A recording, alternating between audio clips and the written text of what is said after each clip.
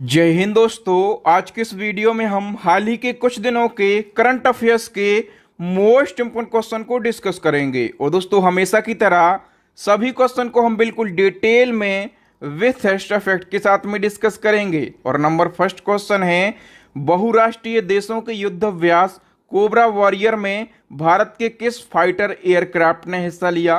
तो दोस्तों जो कोबरा वॉरियर युद्ध अभ्यास है इसमें भारत की तरफ से मिराज 2000 फाइटर एयरक्राफ्ट ने हिस्सा लिया है। आइए फैक्टों को डिस्कस कर लेते हैं।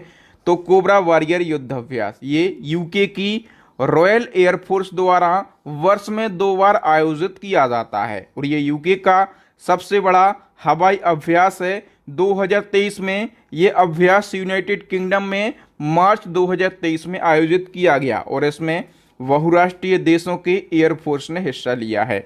किस किस देशों की एयरफोर्स ने हिस्सा लिया है? तो अपने देश भारत की एयरफोर्स ने हिस्सा लिया है, यूके की, फिनलैंड, स्वीडन, दक्षिण अफ्रीका, सऊदी अरब, अमेरिका, सिंगापुर। ठीक है, इन देशों की एयरफोर्स ने हिस्सा लिया है। और हम बात करें कि भारत ने भी हिस्सा लिया है तो भारत की तरफ से कौन से फाइटर एयरक्राफ्ट ने हिस्सा लिया है? मिराज 2000। ओके, इसका नाम आपको जरूर याद रखना है। आइए नंबर सेकंड क्वेश्चन की बात करें तो देश के पहले राज्य का नाम बताइए जहां की विधानसभा ने राइट टू हेल्थ विधेयक पास किया है। राइट टू हेल्थ विधेयक पास करने वाला भारत का पहला राज्य कौन सा बन गया है? राजस्थान। डी ऑप्शन करेक्ट हो जाएगा। ये मोस्ट इंपोर्टेंट क्वेश्चन रहेगा आपके एग्जाम के लिए। इस क्वेश्चन से बनने वाले सारे फैक्टों को हम डिस्कस कर लेते हैं। तो राइट टू हेल्थ बिल यानी कि स्वास्थ्य का अधिकार विधेयक पारित करने वाला राजस्थान देश का पहला राज्य बन गया है। इस विधेयक के तहत में क्या होगा? तो आपातकाल की स्थिति में यानी कि इमरजेंसी के दौरान सरकारी या फिर निजी अस्पतालों को निःशुल्क इलाज करने के लिए बाध्य किया जाएगा। यदि कोई व्यक्ति बीमार है, उसके पास में पैसे नहीं हैं, उसे इलाज की ज़रूरत है तो अस्पतालें उसको मना नहीं कर सकती हैं। फ्री इलाज करना होगा अस्पतालों के लिए और फ्री इलाज करने पर अस्पतालों को राज्य सरकार अलग से फंड बनाएंगी और राज्य सरकारें ही अस्पतालों को रकम देंगी। ओके, 50 या फिर इससे ज़्यादा बेड वाली जितनी भी अस्पतालें हैं उन सभी अस्पतालों पर ये कानून लागू रहेगा। ठीक है, और साथ ही दुर्घटना में यदि कोई व्यक्ति घायल हो जाता है तो घायल मरीज को अस्पताल पहुंचाने वाले व्यक्ति को 5,000 रुपये प्रोत्साहन राशि देने का प्रावधान भी किया गया है। ओके, याद रखना ये बहुत ही महत्वपूर्ण क्वेश्चन था आपके एग्जाम के लिए। थर्ड क्वेश्चन की हम बात कर लेते हैं और नंबर थर्ड क्वेश्चन है, वर्ल्ड बैंक ने असम एकीकृत नदी बेसिन प्रबंधन परियोजना के लिए कितनी रकम के लोन की मंजूरी दी है? इसका करेक्ट आंसर हो जाएगा 108 बिलियन डॉलर। तो वी ऑप्शन करेक्ट हो जाएगा। हम डिटेल की बात कर लेते हैं। तो वर्ल्ड बैंक ने असम एकीकृत नदी बेसिन प्रबंधन परियोजना के लिए 108 मिलियन डॉलर की रकम के लोन की मंजूरी दे दी है। इस रकम के जरिए असम की आपदा तैयारी को सुधारने और बाढ़ की भविष्यवाणी को बढ़ावा देने के लिए काम किया जाएगा। जो असम की एकीकृत नदी बेसिन प्रबंधन परियोजना है इसके लिए 108 बिलियन डॉलर दिए हैं वर्ल्ड बैंक ने। ओके, ये क्या है इसको हम जान लेते हैं। तो जल संसाधन योजना और मैनेजमेंट के लिए इंफ्रास्ट्रक्चर मजबूत करना इस योजना का प्रमुख उद्देश्य है। और असम में बाढ़ और कटाव के जोखिम को कम करना, बाढ़ की भविष्यवाणी सटीकता से करना और इस योजना से असम के 17 जिलों के लगभग 60 लाख लोग लाभान्वित किए जाएंगे। ओके, नेक्स्ट वन की हम बात करें तो मशहूर कॉमेडी एक्टर और पूर्व सांसद इनोसेंट का मार्च 2023 को निधन हो गया है। वह किस भाषाई फिल्मों में प्रसिद्ध थे? तो ये तमिल भाषाई फिल्मों में प्रसिद्ध थे। ओके, नाम है इनका इनोसेंट। ये मशहूर कॉमेडी एक्टर और पूर्व सांसद थे तो इनका नाम भी आप याद रखेंगे। नेक्स्ट क्वेश्चन है, भारतीय कृषि अनुसंधान परिषद ने ईल मछली की एक नई प्रजाति किस राज्य में खोजी है? याद रखना, ये जो आप फोटो में देख पा रहे होंगे ये ईल मछली की एक नई प्रजाति है और ये किस राज्य में खोजी गई है? तमिलनाडु में।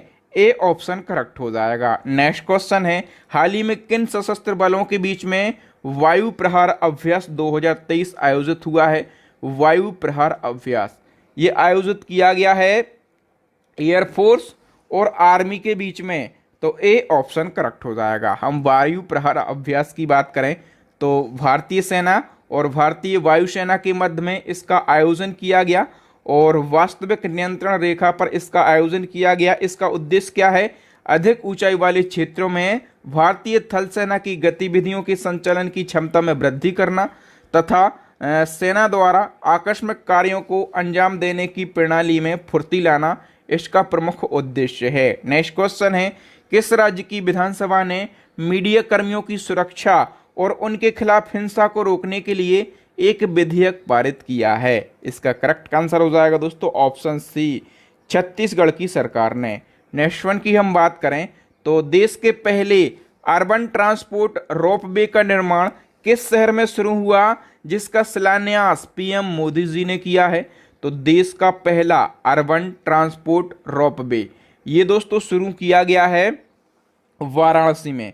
बी ऑप्शन करेक्ट हो जाएगा। और शिलान्यास किसने किया है? पीएम मोदी जी ने।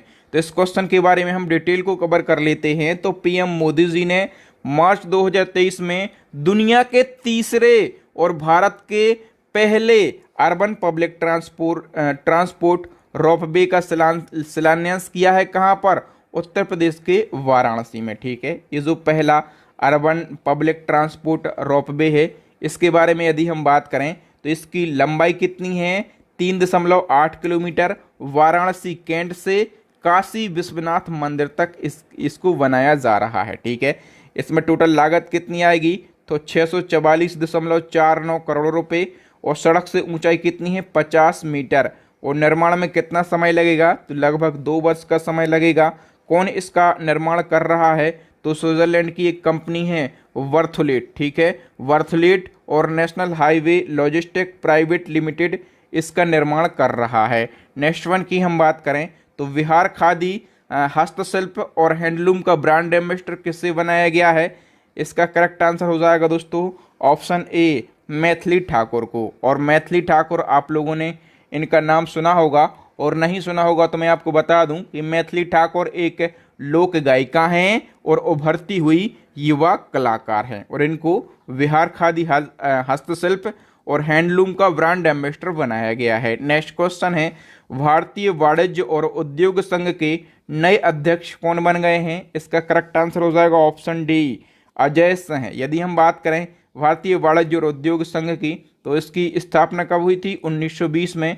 और इसका हेडक्वार्टर कहाँ पर स्थित है? न्यू दिल्ली के अंदर। नेक्स्ट क्वेश्चन है, देश का पहला क्वांटम कंप्यूटिंग आधारित टेलीकॉम नेटवर्क लिंक कहाँ शुरू हुआ है?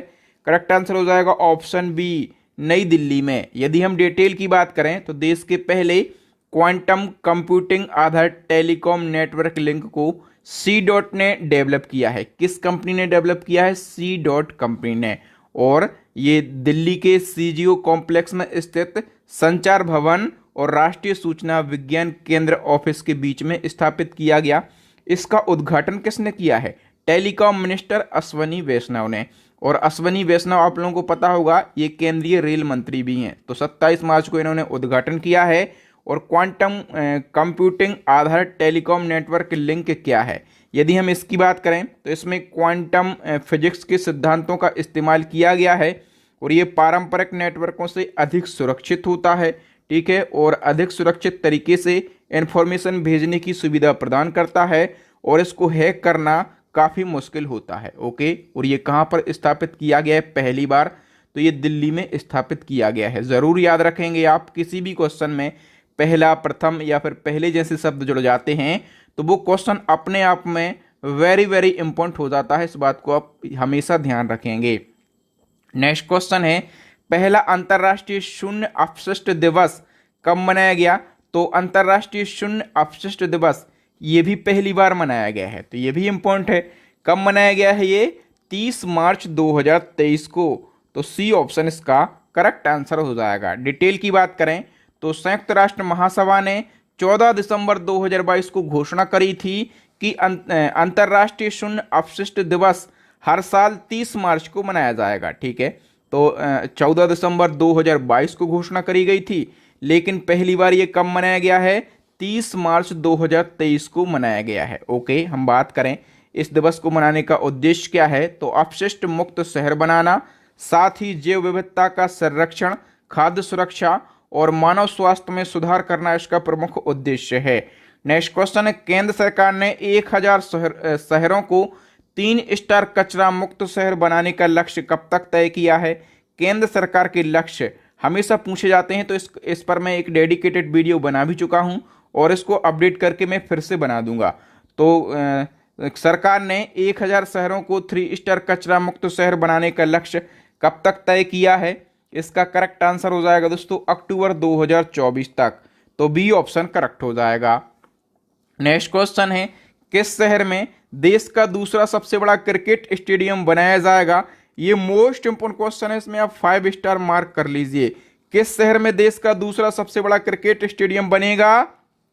करेक्ट आंसर हो जाएगा ऑप्शन डी, जयपुर में। तो इसके बारे में हम कंप्लीट डिटेल को डिस्कस कर लेते हैं। दोस्तों, दुनिया का तीसरा, ठीक है, दुनिया का तीसरा और भारत का दूसरा सबसे बड़ा क्रिकेट स्टेडियम राजस्थान की राजधानी जयपुर के चौनप गांव में स्थापित किया जाएगा। ठीक है, वेदांता की हिंदुस्तान जिंक लिमिटेड ने इसके लिए राजस्थान क्रिकेट एसोसिएशन के साथ में एक समझौता ज्ञापन पर हस्ताक्षर किए हैं और इस स्टेडियम के निर्माण में 400 करोड़ रुपए खर्च किए जाएंगे। और हम बात करें कि ये भारत का दूसरा सबसे बड़ा क्रिकेट स्टेडियम बन रहा है, तो इसकी कैपेसिटी कितनी होगी, कितने दर्शक इसमें बैठ सकते हैं? तो 75,000 दर्शक इसमें बैठ सकते हैं। ओके, इसी क्रम में एक और क्वेश्चन बनेगा कि दुनिया के तीसरे और भारत के दूसरे सबसे बड़े क्रिकेट स्टेडियम का नाम किस उद्योगपति के नाम पर होगा? तो हम बात करें कि इस क्रिकेट स्टेडियम का नाम अनिल अग्रवाल के नाम पर रखा जाएगा। डी ऑप्शन करेक्ट हो जाएगा। इसके बारे में भी डिटेल की बात करें तो वेदांता रिसोर्सेस लिमिटेड के फाउंडर और चेयरमैन अनिल अग्रवाल के नाम पर जयपुर में बनने वाले क्रिकेट स्टेडियम का नाम Anil Agrawal international cricket stadium रखा जाएगा। और ये दुनिया का तीसरा, ठीक है, याद रखना, ये दुनिया का तीसरा और भारत का दूसरा सबसे बड़ा क्रिकेट स्टेडियम है। तो भारत के बड़े क्रिकेट स्टेडियम को यदि हम बात करें तो नरेंद्र मोदी स्टेडियम ये भारत का सबसे बड़ा क्रिकेट स्टेडियम है। इसमें कैपेसिटी कितनी है? तो 1,32,000 दर्शक बैठ सकते हैं एक साथ, और ये गुजरात के अहमदाबाद में स्थित है। दूसरा सबसे बड़ा क्रिकेट स्टेडियम दुनिया का तो मेलबर्न क्रिकेट ग्राउंड, यदि हम बात करें तो इसकी दर्शक क्षमता 1,24,000 है और ये ऑस्ट्रेलिया के मेलबर्न में स्थित है। दुनिया का तीसरा सबसे बड़ा क्रिकेट स्टेडियम होगा अनिल अग्रवाल स्टेडियम, 75,000 दर्शक इसमें होंगे और ये राजस्थान के जयपुर में बनाया जाएगा। ठीक है, दुनिया का तीसरा। लेकिन भारत का दूसरा क्यों? क्योंकि भारत का पहला बड़ा स्टेडियम है नरेंद्र मोदी स्टेडियम और इसके बाद में दूसरा कौन सा होगा? अनिल अग्रवाल, जो कि बनाया जाएगा जयपुर में। ठीक है, तो याद रखना ये भारत का दूसरा है और दुनिया का तीसरा है। अब बताइए कि T20 इंटरनेशनल में सर्वाधिक विकेट लेने वाले खिलाड़ी कौन बने हैं? तो सबसे ज्यादा विकेट लेने वाले खिलाड़ी बन गए हैं T20 में साकिब अल हसन। और हम बात करें ये कहाँ के हैं? बांग्लादेश के क्रिकेटर हैं। ये सबसे ज्यादा विकेट लेने वाले खिलाड़ी बन गए हैं। तो कितने विकेट लेने का रिकॉर्ड इन्होंने बना लिया है? 136 विकेट लेने का रिकॉर्ड बना लिया है। बताइए यूएई के नए उपराष्ट्रपति कौन बन गए हैं? करेक्ट आंसर हो जाएगा ऑप्शन सी, शेख मंसूर बिन जायद अल नहयान जो हैं ये यूएई के नए उपराष्ट्रपति बन गए हैं। डिटेल की बात करें यूएई की तो ये मध्य पूर्व एशिया में स्थित एक देश है। करेंसी है यूएई दिरहम और राजधानी क्या है? Abu Dhabi.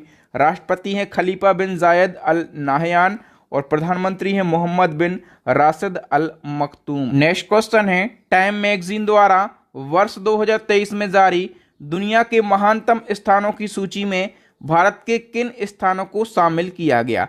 तो दुनिया के महानतम स्थानों की सूची में भारत के 2 स्थानों को शामिल किया गया है।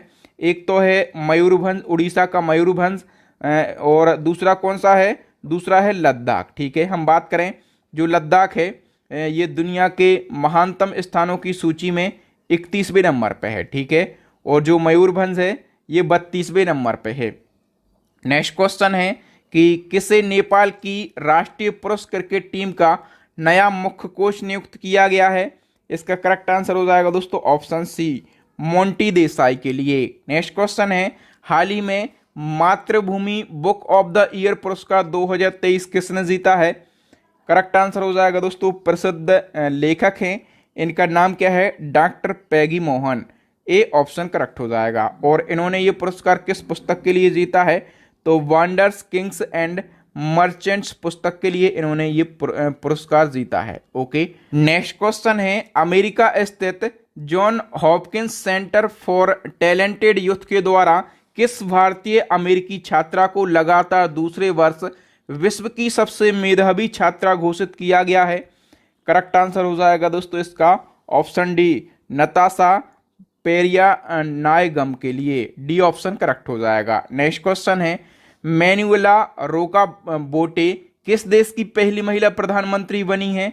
इसका करेक्ट आंसर हो जाएगा दोस्तों ऑप्शन डी, इक्वेटोरियल गिनी देश की पहली महिला प्रधानमंत्री बनी है। इनका नाम है मैनुएला रोका बोटे, इनका नाम जरूर याद रखना है। नेक्स्ट क्वेश्चन है, विश्व तैराकी चैंपियनशिप 2025 का आयोजन किस देश में किया जाएगा? करेक्ट आंसर हो जाएगा दोस्तों ऑप्शन बी, सिंगापुर में। तो विश्व तैराकी चैंपियनशिप 2025 का आयोजन किया जाएगा सिंगापुर में। और यदि हम बात करें कि 24 का आयोजन कहां पर किया जाएगा, तो 24 का आयोजन किया जाएगा कतर में। कहां पर किया जाएगा? कतर में किया जाएगा। और यदि हम बात करें कि 23 का आयोजन, तो 23 का आयोजन जापान देश में। कहां पर? जापान देश में। ओके, और 25 का कहां पर? सिंगापुर में। नेक्स्ट क्वेश्चन है, किस राज्य सरकार ने गर्मी को मात देने और तापमान को कम करने के लिए कूल रूफ पॉलिसी शुरू की है? कूल रूफ पॉलिसी की हम बात करें तो ये किसने शुरू की है, किस राज्य ने? ऑप्शन बी, तेलंगाना राज्य ने। नेक्स्ट क्वेश्चन है, हाल ही में आरबीआई का कार्यकारी निदेशक किसे नियुक्त किया गया है? तो आरबीआई का कार्यकारी निदेशक जो है ये नीरज निगम के लिए बनाया गया है। वी ऑप्शन करेक्ट हो जाएगा। और हम बात करें कि आरबीआई के प्रेजेंट टाइम पे गवर्नर कौन है, तो इनका नाम है शक्तिकांत दास। ठीक है, शक्तिकांत दास की हम बात करेंगे, कौन से नंबर के गवर्नर हैं? तो शक्तिकांत दास 25वें नंबर के गवर्नर हैं। ठीक है, और शक्तिकांत दास को अभी गवर्नर ऑफ द ईयर पुरस्कार भी दिया गया था। ओके, नेक्स्ट वन की हम बात करें, वर्ल्ड बैंक के अनुसार वर्ष 2024 के लिए भारत की जीडीपी कितने प्रतिशत रहने का अनुमान है? करेक्ट आंसर हो जाएगा ऑप्शन बी, 6.3%। नेक्स्ट क्वेश्चन है, भारत और किस देश की वायुसेना के बीच में कोप इंडिया सैन्य अभ्यास आयोजित होगा? कोप इंडिया सैन्य अभ्यास ये भारत और अमेरिका की सेना के बीच में आयोजित किया जाएगा। कब आयोजित किया जाएगा? 10 अप्रैल को। ठीक है, नेक्स्ट क्वेश्चन है, महाराष्ट्र सरकार ने महाराष्ट्र भूषण अवार्ड 2022 से किसे सम्मानित किया है?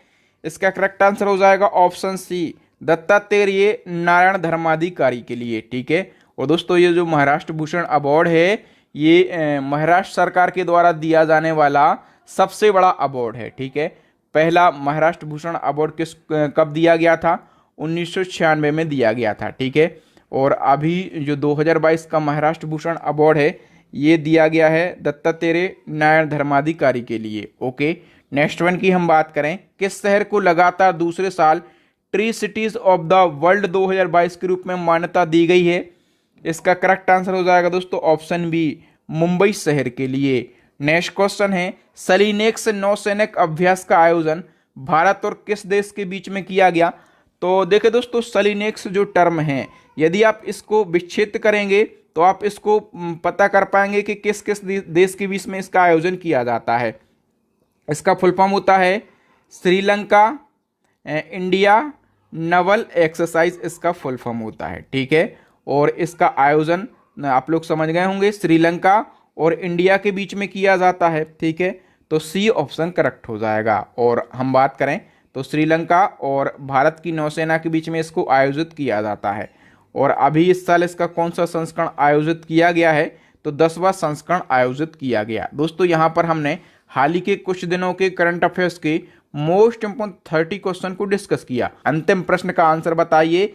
ये चैलेंजिंग क्वेश्चन है। हाल ही में एक आज़ाद नाम की आत्मकथा लॉन्च हुई है। आपको बताना है कि ये किसकी आत्मकथा है। आप लोगों के लिए 4 ऑप्शन भी दिए गए हैं।